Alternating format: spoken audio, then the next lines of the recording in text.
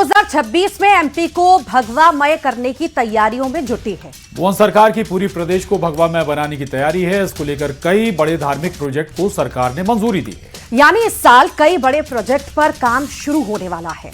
सीधे शब्दों में कहा जाए तो सरकार की पूरी तैयारी है कि मध्य प्रदेश को धार्मिक कॉरिडोर से रिलीजियस टूरिज्म का सेंटर बनाया जाए। इसीलिए ही सरकार के बड़े धार्मिक प्रोजेक्ट्स पर फोकस ज्यादा है। 2026 में मां नर्मदा परिक्रमा पथ का विस्तार भी होगा और इसके साथ ही अनूपपुर में नर्मदा लोक बनाया जाएगा। यही नहीं, नर्मदा किनारे कई धार्मिक प्रोजेक्ट्स पर काम किया जाएगा। 12 स्थानों पर बड़े धार्मिक प्रोजेक्ट्स का काम होगा और हर नगरीय निकाय में गीता भवन का निर्माण भी कराया जाएगा। इसके साथ साथ ओंकारेश्वर में ममलेश्वर लोक बनाया जाएगा। मंदसौर में पशुपतिनाथ लोक बनाने की तैयारी है। तो वहीं उज्जैन में कृष्ण सुदामा शनि लोक निर्माण बनने वाला है।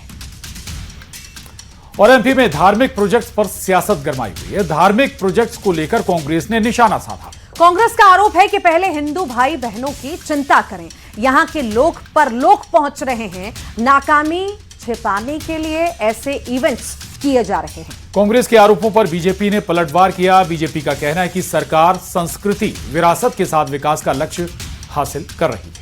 भगवाकरण के नाम से कोई आपत्ति नहीं है। हालांकि मुस्लिम पक्ष का कहना है कि सरकार को ऐसा कोई काम नहीं करना चाहिए जिससे ऐसा लगे कि सरकार किसी धर्म विशेष के लिए काम कर रही है। सरकार का धर्म निरपेक्ष होकर काम करना उसे चाहिए।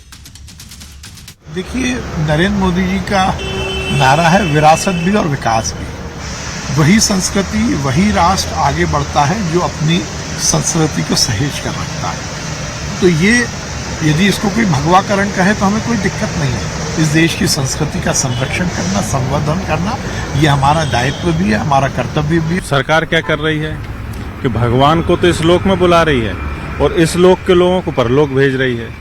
तो भाई कम से कम इतना तो ख्याल रखो कि आप जिन लोगों को धर्म में बनाना चाहते हो तो उनके शिक्षा का, उनके स्वास्थ्य का और सबसे बड़ी बात उनकी जान का ख्याल रखो।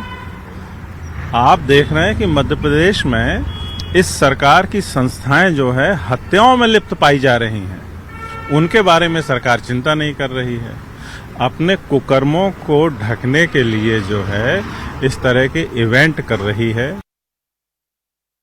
कि धर्म और राजनीति दोनों अलग अलग पहलू है। धर्म किसी की निजी आस्था का विषय हो सकता है और राजनीति जो है वो जनता की सेवा के लिए होती है। और शासन जो होता है, सरकार जो होती है, उसका कोई धर्म नहीं होता, वो धर्मनिरपेक्ष होती है।